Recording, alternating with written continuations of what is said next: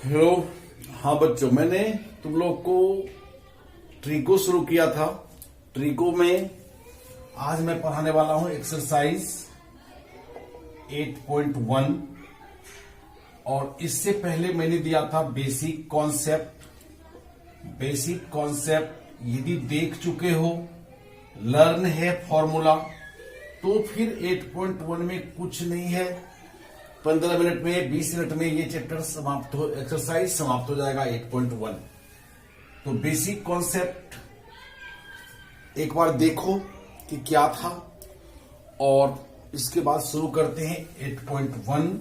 और ये लो मैं शुरू किया। फर्स्ट क्वेश्चन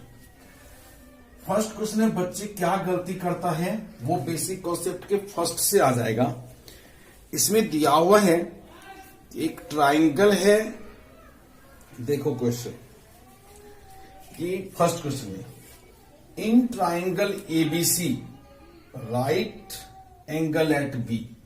तो बनाओ एक फॉर्मूला। ये फिगर, एक ट्राइंगल है हमारा A B C, right angle at B, यानी कि ये एंगल 90 डिग्री है। उसके बाद लिखा हुआ है ए बी 24 cm। यहां लिख लो फिगर में ही, ये ए बी है 24 cm, बी सी 7 cm, ये भी बी सी 7 cm। अब कहता है डिटरमाइन क्या करना है, तो डिटरमाइन करना है फर्स्ट साइन ए और कॉस ए, फिर साइन सी कॉस सी। अब ये क्या है कि sign A cos A, sign C cos सी। तो देखो तुम लोग यदि लर्न किए हो तो क्या लर्न किया था कि sine theta perpendicular upon hypotenuse होता है।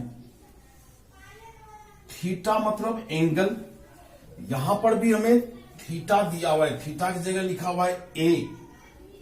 तो साइन ए या साइन थीटा, साइन ए भी हो जाएगा परपेंडिकुलर अपॉन हाइपोटेनस। ये थीटा बोलो, ए बोलो, जो कुछ भी, किसी क्वेश्चन में ऐसा भी हो सकता है sine alpha, sine beta, sine C, sine C, कुछ भी है। साइन के आगे जो ये लगा हुआ है ये एंगल है, इस थीटा के बदले है। तो साइन ए, अब साइन ए होता है क्या, परपेंडिकुलर अपॉन हाइपोटेनस। परपेंडिकुलर तो खैर छोड़ो, हाइपोटेनस तो इसमें है ही नहीं भी दिया हुआ। तो हाइपोटेनस कैसे निकालें, तो हमें पता है पीजीटी। सबसे पहले हाइपोटेनस की जरूरत होगी, हमें देखना होगा कि हमें जरूरत है क्या। साइन ए निकालने के लिए हाइपोटेनस की जरूरत है, क्योंकि sine theta P upon H होता है। तो हाइपोटेनस ये होता है, राइट एंगल के सामने वाला हाइपोटेनस होता है, यानी कि एसी निकालो। एसी निकालना है, यानी कि हाइपोटेनस हमें निकालना है, जिसका फॉर्मूला तुमने देखा था, root under P square plus B square होता है। कॉन्सेप्ट नंबर 1 देखो, उसमें मैंने लिखाया है H equal to root under P square plus B square. अब परपेंडिकुलर, अभी तुम कुछ भी ले सकते हो, इसको परपेंडिकुलर लो, इसको बेस लो, ये दोनों आपस में इंटरचेंजेबल होता है। यदि ये परपेंडिकुलर है तो ये बेस है, और ये परपेंडिकुलर है तो ये बेस है। ये तब कौन सा परपेंडिकुलर और कौन सा बेस है वो डिपेंड करेगा कि हम एंगल कौन सा ले रहे हैं। यदि ए लेंगे तो ए के सामने वाला 7 परपेंडिकुलर होगा। यदि सी लेंगे एंगल, तो सी के सामने वाला 24 परपेंडिकुलर होगा, और जो बच जाएगा वो बेस। ऐसा ही मैंने बेसिक कॉन्सेप्ट में बोला था। अभी हमें एसी निकालना है, तो कुछ भी लो, 24 का स्क्वायर और बेस में लो 7 का स्क्वायर, कितना आ गया 24 का स्क्वायर, मुझे तो लर्न है 576, तुम्हें मल्टीप्लाई करना है तो मल्टीप्लाई करो। 7 का स्क्वायर 7 इंटू 7, मुझे लर्न है 49, ऐड करना है, ऐड कर दो। मेरे तो प्रैक्टिस है, मुझे पता है कि 625 आएगा और 625 का रूट 25 आता है, तो AC आ गया हमारा 25 cm। बहुत सारे 10th के बच्चे को रूट निकालना नहीं आता, मुझे पता है। मैं 25 साल से ट्यूशन दे रहा हूं, इंस्टीट्यूट चला रहा हूं, मुझे पता है कि बहुत सारे बच्चे को रूट ही निकालना नहीं आता जो 8th क्लास में सीखना था। 625 का रूट कैसे निकालेंगे यही पता नहीं होता, तब रूट निकालने के लिए भी सीखना होगा। अभी तत्काल लिखो, ये 25 cm है। मेरा ये ट्रिको का चैप्टर है, ट्रिको में ट्रिको सिखाऊं अब 10th के बच्चे को, या 8th की तरह इसका रूट निकालना सिखाऊं। फिर भी एक बार याद दिलाता हूं, ये लो रफ वर्क कि रूट कैसे, जिसको नहीं निकालना होता है वो सीखो। 8th क्लास में हमने पढ़ा था कि 625 यदि आया और इसका स्क्वायर रूट निकालना है तो इधर से पेयरिंग होता है 2 का, और ये 6। सीख लो आराम से। इसमें पेयर में होता है और डिवाइड करते हैं। कैसे डिवाइड करते हैं? तो जिससे डिवाइड करेंगे उतने जा पढ़ेंगे। 1 से यदि करना हो तो 1 1 जा 1, उससे 6 बहुत ज्यादा है। 2 से 2 2 जा 4, 3 से 3 3 जा 9, ज्यादा हो जाएगा, तो 2 2 जा 4, माइनस करो 2 आ गया, ऊपर से ये दोनों साथ साथ आता है 25 हो गया, 2 में 2 ऐड हो जाता है 4 हो गया। अब ये सोचते हैं कि इस पर क्या लिखूं कि उतने से ही मल्टीप्लाई, जैसे यदि 4 आया है 4 पर 1 से मल्टीप्लाई करेंगे तो 1 से ही मल्टीप्लाई होगा 41 हो जाएगा। लास्ट में 5 है, शायद 5 आने पर चांस है, 5 से मल्टीप्लाई करो, 5 5 जा 25, रिमाइंडर 2, 5 4 जा 20 और 2 22। इस तरह हमने देखा कि यहां यदि 5 लिखूं तो यहां 5 जा 2 25, ये पूरा पूरा कट गया, तो हमारा आंसर 25 आया। स्क्वायर रूट निकालना, यदि इसमें प्रॉब्लम है तो फिर ट्रिगो में प्रॉब्लम होगी या पूरे मैथ्स में ही प्रॉब्लम होगी। इसका मतलब तुम वीक हो। यदि तुम्हें रूट निकालना नहीं आता तो रूट निकालना सीखो और कोशिश करो रूट निकालने की। मुझे मैसेज करो, मैं रूट निकालना सिखा दूंगा अलग से। लेकिन अभी यदि रूट पे फंसेंगे तो ट्रिको कैसे करेंगे। अब आ जा फिर से क्वेश्चन पर आवाज आए। AC हमने निकाल लिया, यानी इस राइट एंगल ट्राइंगल के हमें 90 ये दिया हुआ है, तो हाइपोटेनस तो 25 हो गया। इसमें अभी हम कंक्लूजन नहीं ले सकते कि कौन परपेंडिकुलर कौन बेस। ये तब पता चलता है जब हमें ये पता चलता है कि हमने एंगल कौन सा लिया। इसी बात को ध्यान से सुनना है। फर्स्ट क्वेश्चन क्या है? साइन A निकालना है। साइन थीटा याद होगा परपेंडिकुलर अपॉन हाइपोटेनस। अब परपेंडिकुलर कौन सा होगा? तो एंगल A देखना है और A के सामने ये 7 है, तो परपेंडिकुलर 7 हो गया, हाइपोटेनस तो 25 होगा। यदि यहां पर cos A निकालना हो, cos A, तो cos theta B upon H होता है। यदि ये लर्न नहीं किए हो तो तुम्हें लगेगा कि सर अच्छा नहीं पढ़ा रहे, अपनी कमजोरी बताओगे नहीं। तुम अपना ये देखो कि तुमने लर्न किया कि नहीं। cos theta B upon H, तो बेस A से देखना है हमें। A के सामने वाला ये परपेंडिकुलर है 7, तो बच गया 24, ये बेस हो जाएगा। और हाइपोटेनस तो 25 है। ये हो गया हमारा फर्स्ट के दोनों पार्ट। सेकेंड में देखो क्या है, सेकेंड में है साइन सी, साइन सी, फिर वही P अपॉन H, लेकिन इस बार C से देखना है और C के सामने वाला ये परपेंडिकुलर होता है, तो ये 24 हुआ हमारा परपेंडिकुलर और हाइपोटेनस तो 25 है। हाइपोटेनस ये 25 है। कॉस सी B अपॉन H, तो बेस क्या होगा, C से देखेंगे तो C से देखेंगे तो C के सामने वाला ये परपेंडिकुलर है, तो जो बचा वो बेस है 7, तो 7 अपॉन 25। तो तुमने देखा कि ये फर्स्ट क्वेश्चन कितना इजी था। शर्त एक ही है यहां पर कि तुम्हें रूट निकालने के लिए आना चाहिए स्क्वायर रूट, यदि नहीं आता है तो तुम फंस चुके हो। ये फॉर्मूला लर्न होना चाहिए, यदि फॉर्मूला लर्न है तो आसानी से निकला, और यदि लर्न नहीं है तो फिर तो रटते रहो वाली बात।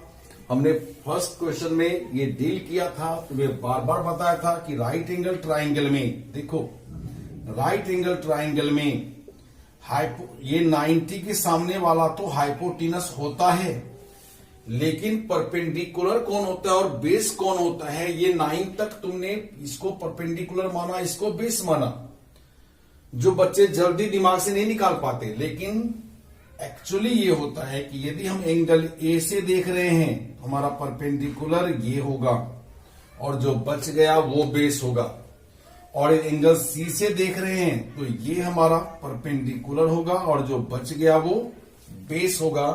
ये कॉन्सेप्ट सबसे मेन कॉन्सेप्ट है, ये तो आना ही चाहिए, इसके बाद जाके ट्रिको हम आगे आगे बढ़ सकते हैं। तो हमारा फर्स्ट क्वेश्चन हो गया। सेकंड देखते हैं, इसको मिटा दूं, तुम लोग पॉज करके लिख लो और फिर आगे बढ़ो।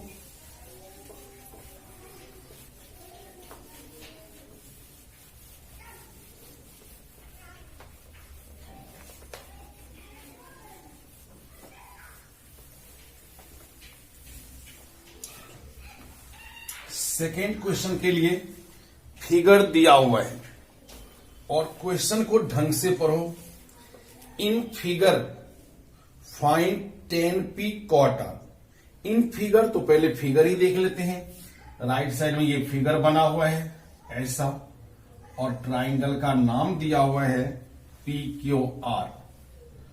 PQR ये दिया हुआ है 12 cm, ये दिया हुआ है 13 cm, और फाइंड करना है हमें, टू फाइंड है 10p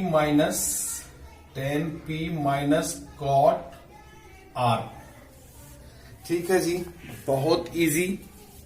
सबसे पहले फिर से पूछूंगा कि मुझे ये बताओ कि तुम लोग को याद है ना tan थीटा क्या होता है, परपेंडिकुलर अपॉन बेस, तो cot थीटा क्या हो जाएगा, बेस अपॉन परपेंडिकुलर।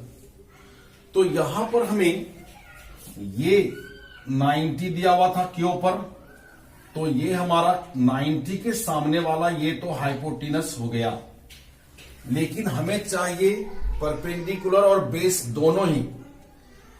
ये साइड तो पता है, QR कैसे निकालूं, तो पहले QR निकालो क्योंकि QR की जरूरत पड़ेगी इसमें। तो सॉल्यूशन में देखो, QR ये निकालना हो तो हाइपोटेनस में से इसको माइनस कर देंगे, ये निकालना होता तो हाइपोटेनस में से इसको माइनस कर देंगे, क्योंकि हाइपोटेनस तो सबसे बड़ा है, इसमें से माइनस करके ये आता है। तो QR हो गया रूट अंडर PR का स्क्वायर माइनस PQ का स्क्वायर। PR देखो, PR दिया हुआ है कितना 13, तो 13 का स्क्वायर माइनस QR PQ दिया हुआ है हमारा 12, तो 12 का स्क्वायर।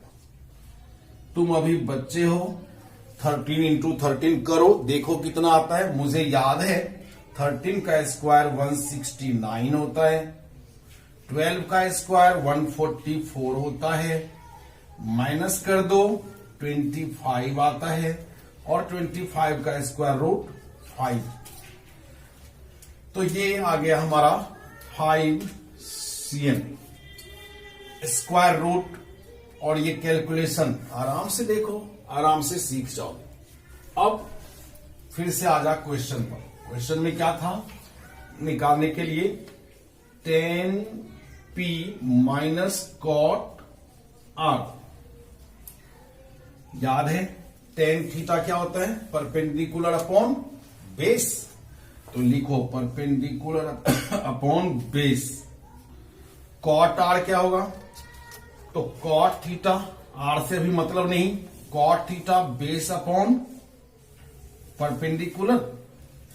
पुट करो, क्या करेंगे, tan p से देखेंगे, और जब p से देखेंगे तो ये हमारा परपेंडिकुलर होगा QR यानी 5, और बेस जो बच गया ये 12, माइनस cot को r से देखेंगे, और r से देखेंगे तब r के सामने वाला ये परपेंडिकुलर 12 हो गया परपेंडिकुलर, और बेस हो गया 5।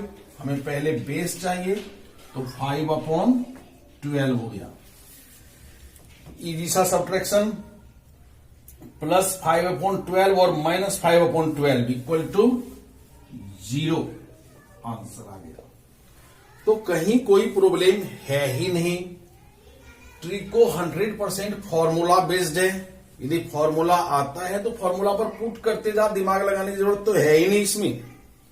पता नहीं बच्चे को सिर्फ इसलिए ये मुश्किल लगता है क्योंकि tan theta, sign theta, cos theta ये सब तुम्हारे जिंदगी में पहली बार आया है।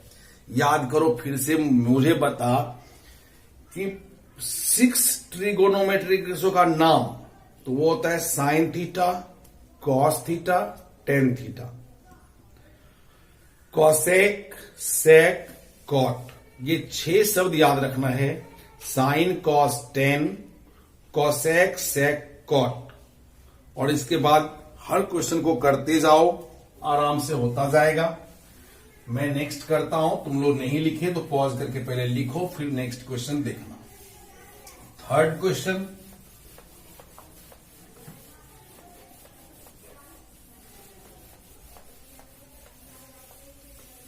अब अपने आप सारे क्वेश्चन निकलने लगेगा। ये थर्ड क्वेश्चन हमारा है,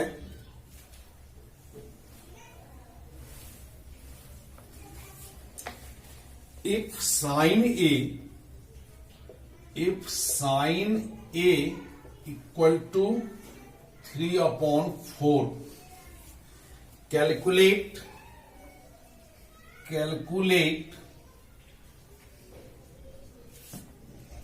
cos A and tan A।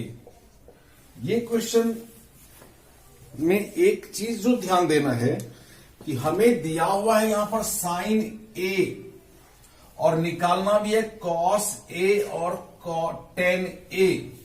यहां पर यदि cos B होता, cos C होता, tan C होता, कुछ चेंज होता तो प्रॉब्लम थी, लेकिन इसमें हमें हमेशा A से ही देखना है, इसलिए परपेंडिकुलर और बेस हमेशा सेम आएगा।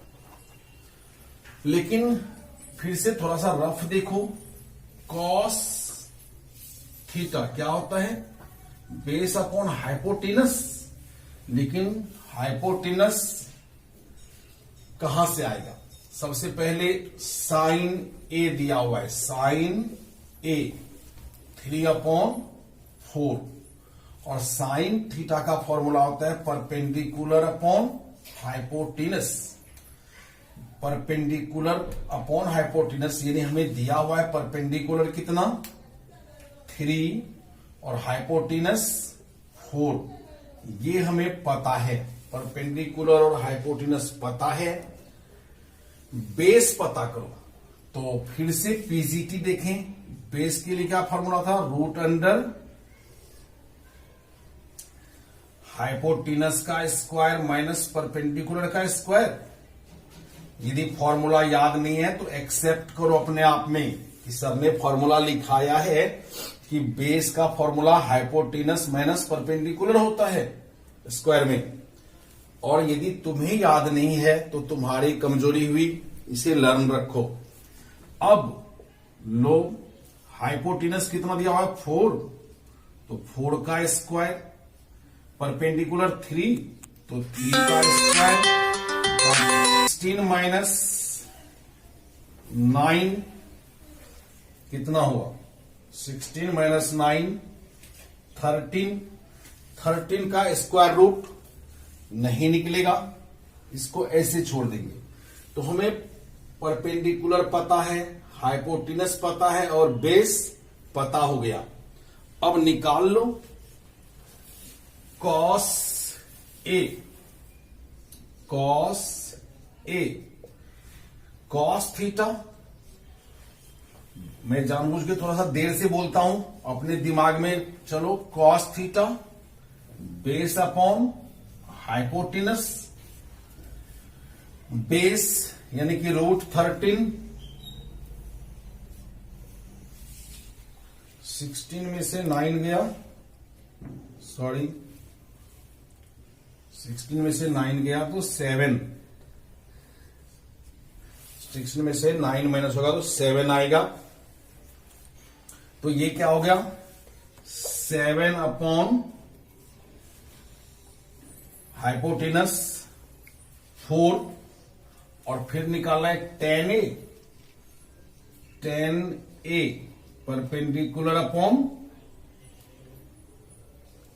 बेस, परपेंडिकुलर है 3